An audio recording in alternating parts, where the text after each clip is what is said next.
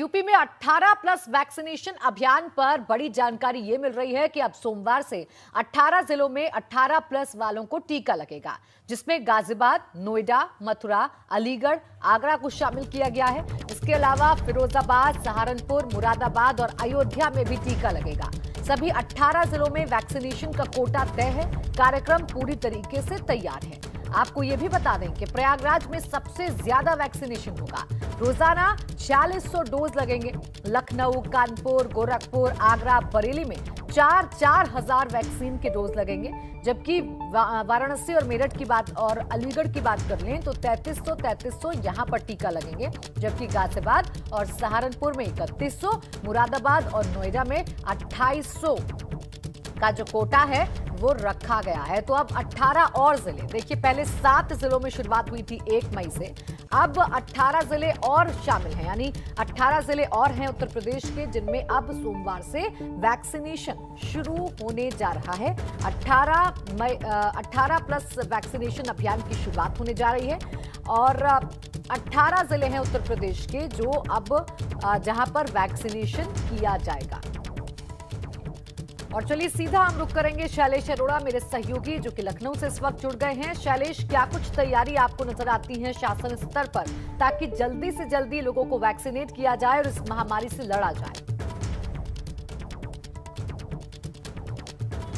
प्राची, देखिए हम सबसे पहले अपडेट करना चाहेंगे इसमें एक कि जो अभी तक था वो 7 जिलों में लगाया जा रहा था 18 से 44 साल के लोगों को वैक्सीन, लेकिन अब 11 जिले और जुड़ जाएंगे इसमें, यानी कुल 18 जिले हो जाएंगे सोमवार 10 मई से, जहां पर 18 से 44 साल के लोगों का वैक्सीनेशन होगा। इसमें अगर हम बात करते हो, देखिए 17 नगर निगम है उत्तर प्रदेश के, और इन 17 नगर निगम के अलावा गौतम बुद्ध नगर यानी नोएडा को शामिल किया गया है। ये वो जगह है नोएडा को इसलिए क्योंकि वहाँ पर भी केसेस की संख्या बहुत ज़्यादा निकल कर आ रही थी। अब अगर बात करते हैं वैक्सीन की, तो देखिए जो पहली वैक्सीन की खेप मिली थी इस उम्र के लिए उत्तर प्रदेश को 30 अप्रैल को, वो करीब 1.5 लाख वैक्सीन यहाँ पर आई थी, जिसके बाद प्रतिदिन 20,200 वैक्सीन का कोटा रखा गया 7 जिलों में मिलाकर। और शनिवार यानी आज तक ये कार्यक्रम चल रहा था और 1 लाख से ज़्यादा, 1,01,000 से ऊपर 18 से 44 साल के लोगों को ये वैक्सीन लगाई जा चुकी है अब तक। कोवैक्सीन की ये खेप थी। अब आज ही उत्तर प्रदेश सरकार को 3.5 लाख वैक्सीन और मिली है कोविशील्ड कंपनी की। कोविशील्ड कंपनी को सरकार ने 50 लाख वैक्सीन का ऑर्डर दिया था, 3.5 लाख वैक्सीन आ गई है। और अब सोमवार से 11 और जिले इस अभियान में जुड़ जाएंगे, यानी कुल 18 जिले हो जाएंगे जहां पर ये वैक्सीनेशन का कार्यक्रम चलेगा। और यहां पर देखिए एक चीज़ और है, जो कोटा था, जिन 7 जिलों में पहले से वैक्सीनेशन चल रहा था, अब क्योंकि वैक्सीन और आ गई है इसलिए उन जिलों का कोटा भी बढ़ाया गया है। जैसे अगर हम उदाहरण की बात करते हैं तो देखिए गोरखपुर जो है, वहाँ पर प्रदेश में सबसे कम अभी तक वैक्सीन लगाई जा रही थी, दी जा रही थी। एक दिन में 2000 का लक्ष्य था, लेकिन अब प्रयागराज में सबसे ज़्यादा कोटा दिया गया, 4600 वैक्सीन प्रतिदिन वहाँ पर लगाई जाएगी। इसके बाद अगर बात करते हैं लखनऊ, कानपुर, 5 ऐसे ज़िले हैं जहाँ पर 4000 वैक्सीन का कोटा दिया गया है यहाँ पर। इसके और गोरखपुर को माफ़ कीजिएगा 4000। प्रयागराज जो है वहाँ की अगर बात करें, सबसे ज़्यादा प्रयागराज में वैक्सीन दी गई है क्योंकि आबादी बहुत है वहाँ की, इसलिए 4600 वैक्सीन जो है वो प्रयागराज में चलेगी। गोरखपुर का कोटा जो था वो 2000 से बढ़ा के सीधे डबल यानी 4000 प्रतिदिन किया गया है। इसके बाद अगर हम देखते हैं तो झांसी में सबसे कम फिलहाल कोटा दिया गया है। लक्ष्य यही है कि जल्द से जल्द ज़्यादा से ज़्यादा लोगों का वैक्सीनेशन पूरा किया जाए, क्योंकि इस समय जिस तरह से महामारी चल रही है, एक तरफ सरकार संसाधन बढ़ा रही है, चाहे ऑक्सीजन की बात हो, चाहे बेड्स की बात हो, तो दूसरी तरफ इस महामारी से लड़ने के लिए एक जो सबसे बड़ा सॉल्यूशन है वो 2 चीज़ें हैं।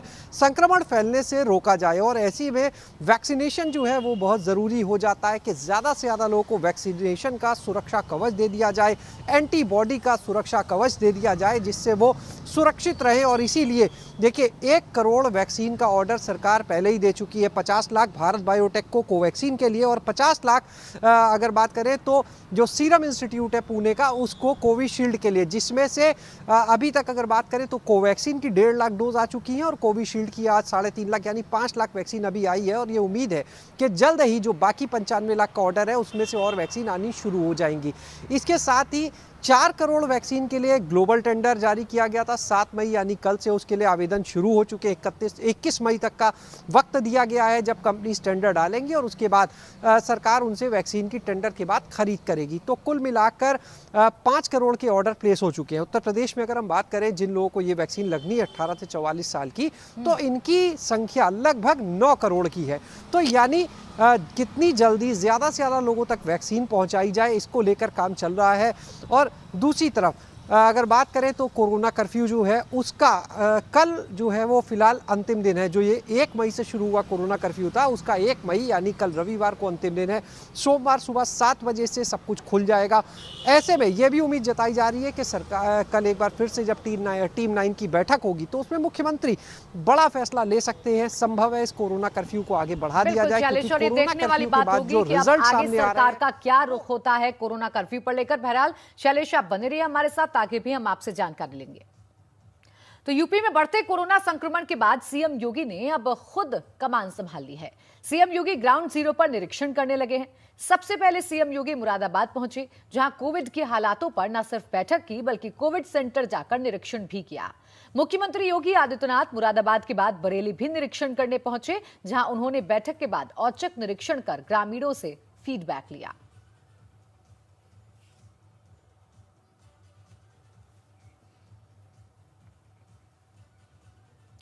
दरअसल जब सीएम योगी बरेली दौरे पर पहुंचे तो पहले उन्होंने वहां अफसरों के साथ बैठक की, जिसमें विधायक से लेकर तमाम जनप्रतिनिधि भी मौजूद रहे। इसके बाद सीएम अचानक मुड़िया अहमदनगर गांव भी पहुंच गए, जहां उन्होंने ग्रामीणों से सीधे रूबरू होते हुए नवनिर्वाचित ग्राम प्रधान और पंचायत प्रतिनिधियों से फीडबैक लिया और अधिकारियों को जरूरी दिशा निर्देश दिए। दरअसल अब मुख्यमंत्री का फोकस ग्रामीण क्षेत्रों में निगरानी समितियों और आरआरटीएस के माध्यम से चलाए जा रहे विशेष सर्वेक्षण और टेस्टिंग अभियान पर है। उधर मुख्यमंत्री मुरादाबाद दौरे पर भी पहुंचे थे, जहां उन्होंने अफसरों संग बैठक की और कोविड कंट्रोल सेंटर पर इंतजाम भी देखे।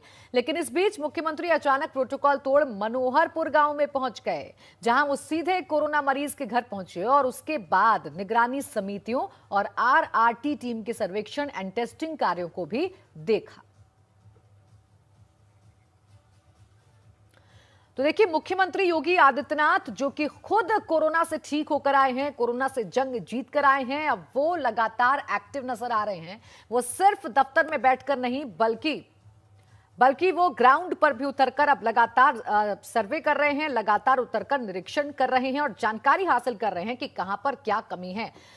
शैलेश मेरे साथ मेरे सहयोगी लगातार बने हुए हैं। शैलेश, देखिए अभी तक जो हीला हवाली देखने को मिल रही थी, जो ढुलमुल रवैया देखने को मिल रहा था और लगातार सवाल अधिकारियों पर, प्रशासन पर खड़े हो रहे थे, लगता है अब मुख्यमंत्री के एक्टिव होने के बाद, उनके ग्राउंड पर उतरने के बाद वो जो तमाम कमियां दिख रही थी जिसका खामियाजा आम लोग भुगत रहे थे, वो सब दुरुस्त हो जाएंगी। देखिए, मुख्यमंत्री जब कोविड पॉजिटिव हुए थे अप्रैल में, उसके बाद से वो अपने घर से ही ऑनलाइन हर जगह की जानकारी लेते थे। वीसी चलती थी उनकी और टीम 11 की बैठक भी होती थी, बाद में टीम 9। लेकिन अगर हम बात करें इस दौरान अधिकारी ही उनको सूचनाएं देते थे। अधिकारी उनकी आँख नाक कान सब कुछ अधिकारी थे और वही उनको सूचना देते थे कि प्रदेश के किस जिले में क्या हालात चल रहे हैं, व्यवस्थाएं कितनी दुरुस्त है। लेकिन इसके बाद अधिकारी काफ़ी कुछ बताते रहे, लेकिन केसेस बढ़ते चले गए, मामले बढ़ते हुए नजर आने लगे। तो ऐसे में जैसे ही मुख्यमंत्री कोरोना नेगेटिव हुए, वो खुद फील्ड पर उतरे। लखनऊ में सबसे पहले जो डीआरडीओ की तरफ से अस्पताल बनाया जा रहा था वहाँ पर गए। उसके बाद में जब वैक्सीनेशन की 18 से 44 साल के लोगों के लिए ड्राइव शुरू होती है 1 मई को, तो मुख्यमंत्री वहाँ जाते हैं। उसके बाद कैंसर इंस्टीट्यूट में बने कोविड हॉस्पिटल का उद्घाटन करते हैं। कुल मिलाकर फील्ड पर जाकर उन्होंने खुद ज़मीनी हकीकत को देखने की कोशिश की। और उसके बाद देखिए, ये है राजधानी लखनऊ। यहाँ पर अगर बात की जाए तो मुख्यमंत्री का सबको एक कहीं ना कहीं थोड़ा डर रहता है, लेकिन बरेली मुरादाबाद जाने के पीछे मकसद ये था कि मुख्यमंत्री खुद ग्राउंड पर जाकर ये देखना चाहते थे कि क्या हालात है, क्योंकि तमाम लोग इस तरह की शिकायतें कर रहे हैं कि उन्हें अभी भी इतना सब होने के बाद भी किसी को ऑक्सीजन की दिक्कत आ रही है। कोई कहता है कि उसको घर पर होम आइसोलेशन में दवाएं नहीं पहुंच रही हैं, कोई कहता है कि इंटीग्रेटेड कोविड कंट्रोल रूम का फोन नहीं उठ रहा या लंबी वेटिंग चल रही, कोई कहता है बेड नहीं मिल रहा। तो इस तरह की शिकायतें अभी भी आ रही हैं और यही वजह रही कि मुख्यमंत्री खुद फील्ड पर उतरे हैं। वो गए और उन्होंने वहां पर जाकर एक चीज देखिए, कोविड कंट्रोल रूम पे गए, जनप्रतिनिधियों से बात की, क्योंकि तमाम जनप्रतिनिधियों ने इस मुद्दे को उठाया है। तमाम सांसदों ने, विधायकों ने, भाजपा के ही सांसदों विधायकों ने पत्र लिखे हैं उनको, भाजपा के मंत्री ने, प्रदेश के कैबिनेट मंत्री ने पत्र लिखे कि क्या समस्याएं आ रही हैं, और मुख्यमंत्री ने वहां पर जनप्रतिनिधियों से बात की। और सबसे खास बात, अचानक मुख्यमंत्री, जो उनके कार्यक्रम में शामिल नहीं था, मुख्यमंत्री जाते हैं एक कोविड पेशेंट के घर जो होम आइसोलेशन में, और वहां पर जाकर उससे ये पूछते हैं। बिल्कुल शैलेश, और देखिए यही जो अहम कदम है मुख्यमंत्री के, ये कहीं ना कहीं इस बात की आशा जरूर पैदा करते हैं कि जो ढुलमुल रवैया था अधिकारियों का और जो कमियां हो रही थी वो कहीं ना कहीं दुरुस्त हो जाएंगी। बहरहाल शुक्रिया आपका हमारे साथ जुड़ने के लिए शैलेश, और तमाम जानकारी देने के लिए। अब बात उत्तराखंड की भी करेंगे, जहां कोरोना की दहशत के बीच एक राहत वाली खबर है। उत्तराखंड को कोविड वैक्सीन की 1 लाख डोज मिल गई है। ये वैक्सीन केंद्र सरकार की तरफ से भेजी गई है। इसे 18 साल से 45 साल की उम्र के लोगों को लगाया जाना है। सोमवार से वैक्सीनेशन की शुरुआत होने जा रही है। उत्तराखंड में भी 18 साल से ऊपर की उम्र वाले काफी लोगों ने वैक्सीनेशन के लिए पंजीकरण करवाया है।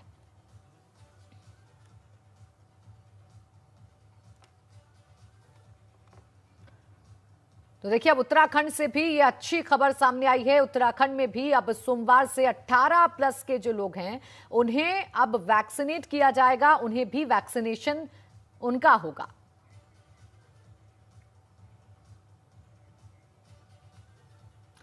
और एटा से एबीपी गंगा की खबर का बड़ा असर हुआ है। अलीगढ़ भेजे गए 16 वेंटिलेटर वापस एटा आएंगे।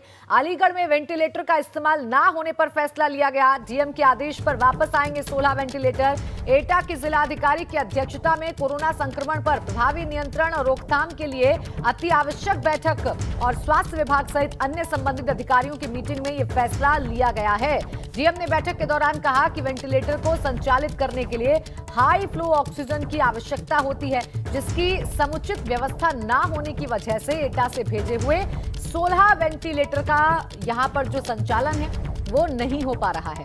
संचालन के अभाव में अलीगढ़ भेजे गए 16 वेंटिलेटर को अब वापस एटा भेजा जाएगा, यानी वेस्टेज ऑफ सोर्सेज बिल्कुल नहीं किया जाएगा। हालात बहुत नाजुक बने हुए हैं और ऐसे में अगर वेंटिलेटर जो कि मदद के लिए एटा से अलीगढ़ भेजे गए हैं, अगर उनका इस्तेमाल अलीगढ़ में नहीं हो पाएगा तो ये जरूर वेस्टेज होगा। और ऐसे वक्त में जब लोग बहुत परेशान हो रहे हैं, और इसीलिए ये फैसला डीएम की तरफ से लिया गया है कि अब वो जो तमाम वेंटिलेटर जो कि एटा से भेजे गए थे 16 वेंटिलेटर, अब उनको वापस एटा भेजा जाएगा। ये खबर प्रमुखता से एबीपी गंगा ने दिखाई थी और अब इस खबर का असर यह है कि जिलाधिकारी ने फैसला लिया है कि अलीगढ़ में जो वेंटिलेटर इस्तेमाल नहीं हो रहे हैं उन वेंटिलेटर्स को अब एटा वापस भेजा जाएगा, ऐसी जानकारी मिल रही है। तो एटा में एबीपी गंगा की खबर का बड़ा असर हुआ है। अलीगढ़ भेजे गए 16 वेंटिलेटर अब वापस एटा आएंगे।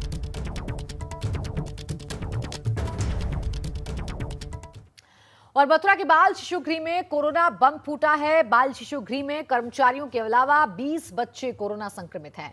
प्रशासन ने चाइल्ड स्पेशलिस्ट और कोविड की टीम को बाल शिशु गृह बुलाया है। सभी बच्चों को होम आइसोलेट कर दिया गया है। बताया जा रहा है कि ये सभी बच्चे 8 साल से कम उम्र के हैं। ऐसे में उन लोगों को सावधान हो जाने की जरूरत है जिनके छोटे बच्चे हैं। जनपद मथुरा में कोविड-19 के 333 हमें रिपोर्टें प्राप्त हुई हैं, जिसमें सभी ब्लॉकों से रिपोर्टें प्राप्त हुई हैं कोविड पॉजिटिव मरीजों की। आज जो है सबसे अधिक जो संख्या जो मिली है वो सबसे ज़्यादा बाल शिशु गृह से मिली है, जिसमें जो बाल शिशु गृह में जो छोटे बच्चे हैं वो 20 के करीब पॉजिटिव निकले हैं।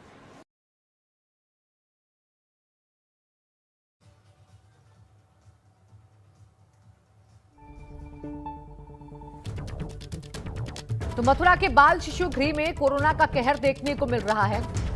मथुरा बाल शिशु गृह में 20 बच्चे कोरोना संक्रमित हो गए हैं। सभी संक्रमित बच्चे 8 साल से कम उम्र के हैं। तो अब ये जो नई घटना सामने आई है, इससे कहीं ना कहीं उन तमाम लोगों को सावधान होना होगा जिनके घर में छोटे बच्चे हैं। उनका विशेष ध्यान रखना होगा, क्योंकि अब ये जो कोरोना है वो छोटे बच्चों को भी अपना निशाना बना रहा है।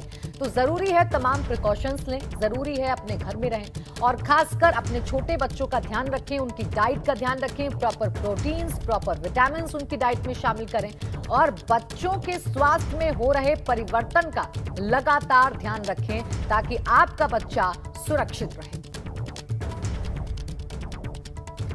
उधर लखीमपुर खीरी में दुधवा टाइगर के अंदर कोरोना संक्रमण से हड़कंप मच गया है। दरअसल दुधवा टाइगर में 3 वार्डन समेत वन विभाग के 24 लोग संक्रमित हो चुके हैं।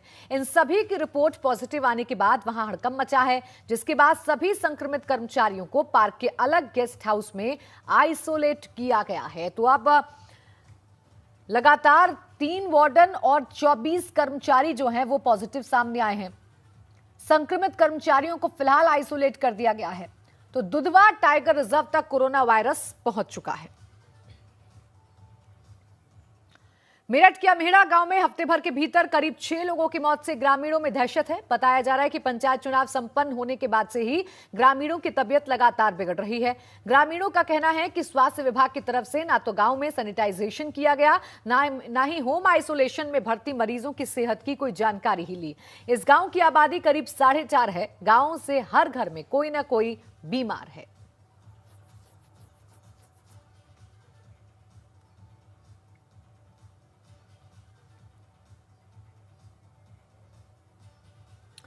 तो यूपी के कोरोना आंकड़े क्या कहते हैं आपको बता दें। पहले से कोरोना के आंकड़ों में कमी जरूर आई है, लेकिन सावधानी उतनी ही बरतनी पड़ेगी।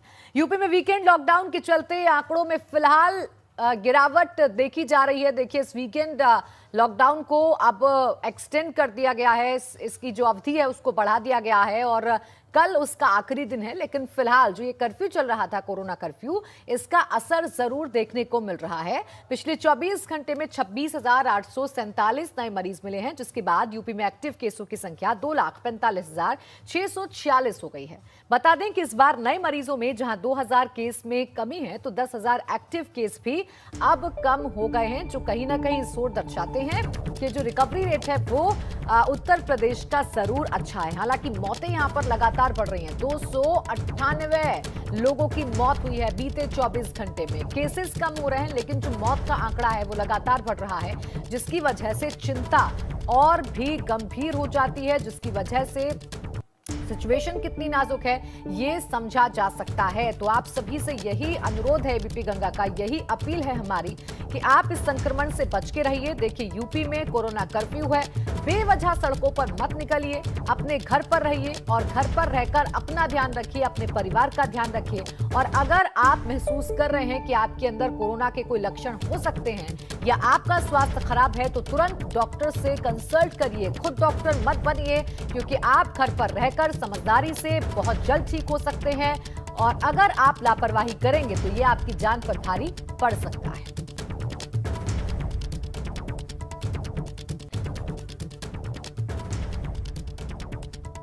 होम आइसोलेशन में अब प्रदेश में 1,93,426 जो लोग हैं, इनमें 8,000, इनके साथ साथ 8,759 लोग जो है अभी निजी अस्पतालों में हैं। प्रदेश में जो एक प्रदेश सरकार द्वारा माननीय मुख्यमंत्री जी के नेतृत्व में ट्रैक, टेस्ट और ट्रीट की ये जो नीति बनाई गई है, इस नीति के अंतर्गत तेजी से अग्रेसिवली टेस्टिंग की जो कार्रवाई हो रही है। जैसे मैंने आपको बताया, आज 2,23,155 टेस्ट हुए हैं और ये टेस्ट की संख्या निरंतर बढ़ाई जा रही है और इसको 2 लाख से अधिक ही रखा जा रहा है। यहाँ ये भी अवगत रहना है कि प्रदेश सरकार इस मामले में ये प्रदेश सरकार के लिए उत्साहजनक परिणाम है कि पिछले 1 सप्ताह में प्रदेश में जो कुल एक्टिव कम मामले हैं, उनमें लगभग 60,000 मामलों की कमी आई है।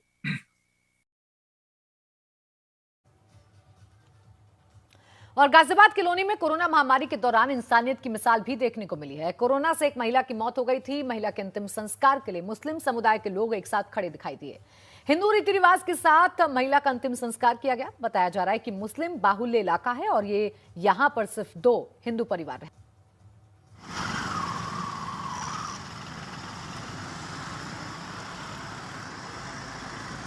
तो पूरे हिंदू रीति रिवाज के साथ अंतिम संस्कार हिंदू महिला का किया गया। इंसानियत की मिसाल कोरोना में देखने को मिली और यही देखिए भारत की खूबसूरती है, क्योंकि जरूरत पड़ने पर कंधे से कंधा मिलाकर यहां पर लोग चलते हैं। एक हिंदू महिला जिसकी मौत हो गई, जिसके बाद मुस्लिम समुदाय के लोगों ने मिलकर अंतिम संस्कार की जिम्मेदारी निभाई और हिंदू रीति रिवाज के साथ अंतिम संस्कार महिला का किया गया। अंबेडकर नगर में एक शख्स कोरोना से होने वाली ऐसी लाशों का अंतिम संस्कार कर रहा है जिनके अपने हाथ खड़े कर रहे हैं। ये शख्स अपने निजी खर्च से अब तक कई लाशों का अंतिम संस्कार कर चुका है।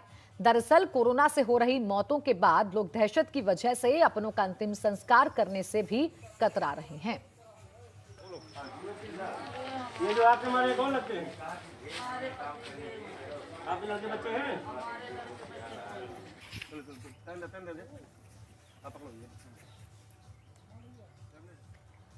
और बलरामपुर में हुए पंचायत चुनाव के दौरान आगजनी और हिंसा को लेकर प्रशासन ने पूर्व सांसद रिजवान जहीर सहित 11 लोगों को गिरफ्तार कर जेल भेजा है। पुलिस की जांच में पूरे घटनाक्रम में पूर्व सांसद रिजवान की भूमिका संदिग्ध पाई गई है। पुलिस के मुताबिक आक्रामक भीड़ की अगुवाई पूर्व सांसद रिजवान ने ही की थी, इसलिए कार्रवाई करते हुए रिजवान जहीर सहित बाकी लोगों पर हत्या के प्रयास, बलवा सहित 14 संगीन मामलों में केस दर्ज किया गया है।